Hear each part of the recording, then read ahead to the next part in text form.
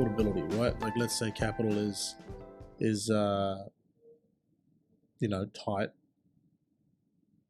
building smaller, right? We just spoke to somebody, I believe it was Jonathan Weeb, Yeah. and he said they built a 1,000 square foot home, passive house.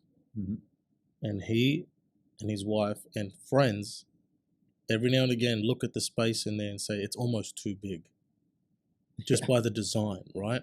Yeah. So we're talking about not just sustainable building practices, materials, sustainable living with, bringing down cost of living, living in a net zero passive home. We're talking about sustainable for your pocket too.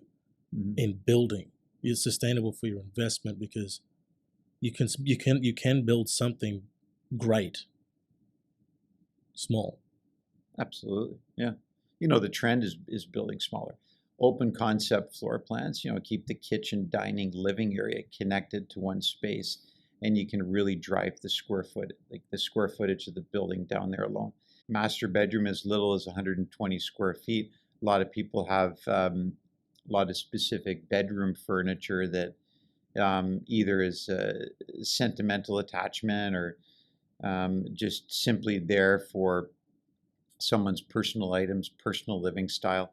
Make the master as big as you want, right? But at $300 to $350 a square foot to build, then is lots of opportunity for shrinking the home just on basic design principles, basic design possibilities, right? So what we try to do is just design the secondary bedroom, so children's bedrooms, office spaces, secondary bedroom rooms in general. You can really get those down to about 90 to 100 square feet and still be large enough to accommodate double doors into a closet, queen size bed. And alternatively, master bedrooms can really be built as little as 110 to 120 square feet and still provide enough room for a double closet, each with double doors and a king size bed. So we've done it. We know it's possible, and it's possible for anyone. And you could really shrink. It's easily done. People come in all the time. We've had classes from Carleton University, Algonquin College, the YMCA, and their entire faculties, 30 to 40 people in the living room, and fits of people no problem. The fresh air system can be boosted up to keep that space a highly oxygenated, comfortable environment as well. So it can easily be done, and you got to build it to prove that. And we've done that with the house, and we've listened to so many people explain how they've done it as well, and so all the proof is out there. Building smaller is the trend for simply building affordably. If someone's got the budget to build a larger house and's got a huge family and needs extra space, well, of course that building needs to be larger. And if the budget is there, build as many square feet as you need or as you want. But there's so much opportunity for anyone to build any budget because of building smaller. That was my next point. I've heard a lot of people say, when I talk to people about passive house, very few people know about it, but the ones that do, they say, oh, you have to be super rich to do that. Is that true? No, it's the opposite. I mean, really it's an old age mindset. And that mindset of a passive home and net zero homes, unaffordable, is expensive, is just that Stone Age mindset. In fact, this is going to be the answer. This is the answer. And, we've again, not just us building, us living in our own demonstration homes, but listening to our customers communicate that the passive home is a cheaper way to live. It's a type of house that you build simply for comfort. Okay, so highly oxygenated environment, draft-free environment, stable temperature. No temperature stratification, even by the windows and doors in freezing cold winter temperatures. There's none of that. It's ideal, comfortable, high oxygenated environment, super comfortable, super healthy.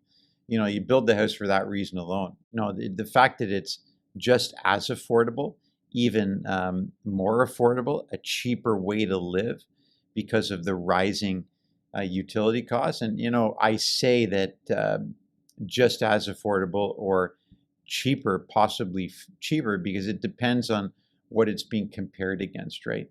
Um, Natural gas in urban areas, so communities, cities that have natural gas in the community, a passive home will be the equivalent ultimate cost of living in these scenarios, whereas in rural environments where propane is the only fuel source for most conventional homes instead of natural gas, just not having that natural gas uh, infrastructure, the passive home is not only a cheaper way to live, but a substantially cheaper way to live.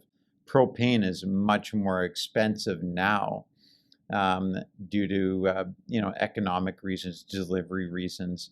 It just is a lot more expensive than the cost of electricity.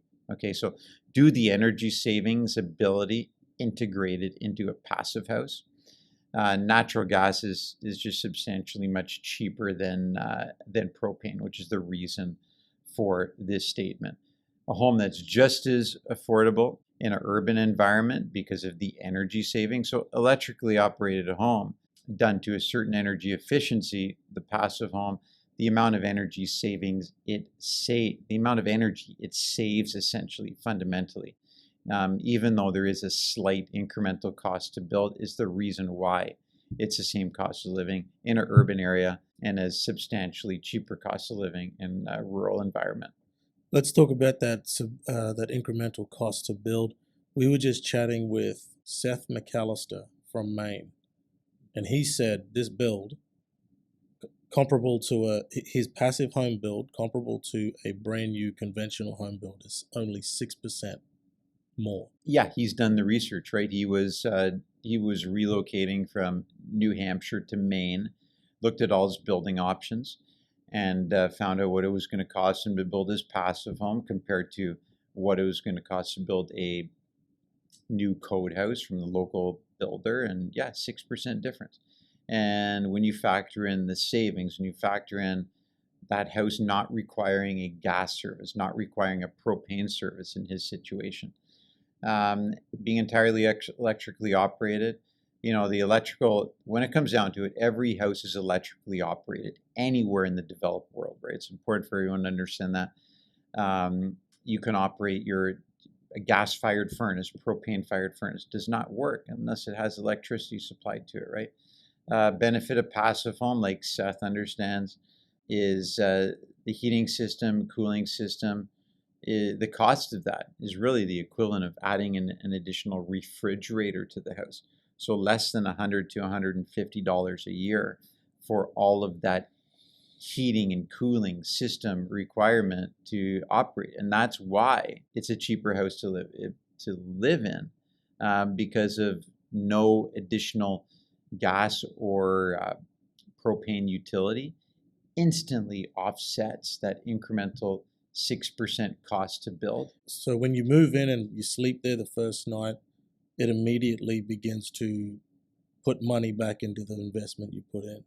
Oh yeah, it's making you money. There's Mm. no payback. People still ask, well, what's a payback? What's a payback? The payback is instant. Yeah. As soon as you move into it. It's funny because every home show we've been to where there's a panel or there's a Q&A portion that you say, every single time that question comes up, and I remember the last time we did it, which was in February. This lovely lady got up and said, "What's the return on investment?" When like with the incremental costs, and you said, "Well, it's instant because the utilities are gone. Like as soon as you sleep in it, you spend the first night in there and start using the house, it's not using any of the normal utilities other than." And especially if you're not connected to the grid, that's even more so, right? You got rid of the gas utility, you got rid of the electric utility, like you know what I mean, if you're living off grid. But even when you are on the grid, you're only paying for an administration fee if you're living in a passive house. So one thing I noticed is that when they asked these questions, this woman wasn't the only one, when they ask these questions, what is the return on investment for that incremental cost? Like, how long does it take? And you're like, well, it's instant. They're like, yeah, but how many years? And you're like, no, it's instant. And they walk away not satisfied with that answer because they need a number, because it doesn't make sense to them that the incremental cost is paid back, starts being paid back immediately. Yeah. So let's do the simple math. So if you build a code built home, let's say comes with a $2,000 mortgage payment, because there is a slight incremental cost to build passive. That mortgage payment is going to be slightly more, approximately $2,150. Okay, so $2,000 for your code home, $2,150 for your affordable passive house. That code home is going to come with a $300 utility bill a month, if not more. The passive home is only going to come with a $150 utility bill a month. That's so 150 back into your 150 back into your pocket. So like fundamentally, both homes are like, for this simple explanation purposes, both homes are $2,300 to live in. Passive home, conventional home. But if that house, the passive home, is attached to a net metering program, a local net metering program, where you can put a small 6 kilowatt solar array on the roof, your utility bill instantly drops to the administration part of your hydro bill, which is the equivalent of $40 to $50 a month in most situations. So at that level, it's a home that is now making you money every month. There's a cost for those solar panels, of course, but the cost to borrow for that net metered system, since it is so small, is way less than the cost of a typical hydro bill. We do a lot of home shows, trade shows, where you get to be a guest speaker and you bring a presentation and there's a Q&A portion. I've noticed that at these things, we have always got somebody that asks the question, what's the payback? And I'm assuming this is always talking about a mortgage, right? A payback on the mortgage. What is that? Yeah, so their payback is also what I would consider like communication of the past, or thinking of the past, like just that Stone Age like builder mentality, right? So anything green in the past, any green upgrades, any just general renovation upgrades, that thought process is always, what's the payback? And we get that question all the time. So if we do the basic math, let's say a new home is built that comes with a $2,000 mortgage payment.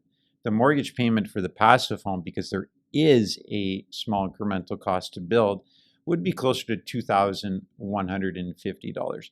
But that $2,000 code built mortgage payment is going to come with a utility bill of approximately $300.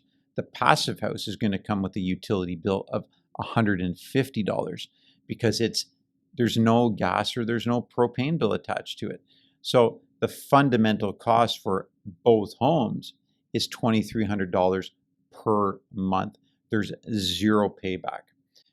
So that's what we mean. And further to that, though, the passive home we communicate as a net positive home. It's a house that makes money. Why? Just like real estate value, energy never goes down. It always increases, right? So both homes, that code built home is proportionally going to continue to cost more and more. The costs are going to go up. The utilities are going to go up. The utilities for the passive home, sure, the electric utility will go up at that same rate, but since it's not connected to a gas service, whether it be natural gas or propane, that cost is not there. So it's a type of house that gets cheaper to live in every year. And furthermore, with respect to net positive and making money and how the house can make money, attach the passive home to the net metering program with a solar array. So net metering program, meaning government-sponsored programs that allow you to connect solar panels to the grid. So solar panels connected to the grid. Since the passive home is only electrically operated, you have the ability to offset your entire utility bill on the net metering program. So solar panels on the roof connected to the grid. The benefit of your passive house is a very small solar array allows the home to be net zero. So most states in the United States now, most provinces in Canada have net metering programs in place. So, the beautiful thing about the passive home being connected to the net metering system is since the net metering solar system requirement is so small, the cost to borrow for the solar panel system is much less than the savings in utilities that it provides. So take that $150 utility bill, electric bill, the passive home has not being connected to the net metering program. As soon as you put a net zero solar array on the building, connect to the net metering program, your hydro bill becomes $50 a month. So there's $100 savings there. Sure, the solar panel system costs money, but on a mortgage payment, the cost is close to $50 a month. So there's additional $50 per month that the house is making money. Well, man, I think that's it for today. I think we're going to have to do this again real soon. I've gotten a lot out of this conversation, just on my own personal thoughts on, where I should go next investment-wise. And I'm sure a lot of you out there have benefited greatly from this chat that I've had with the man, Paul Keeley. Thank you for listening to the Passive House Show podcast. We out.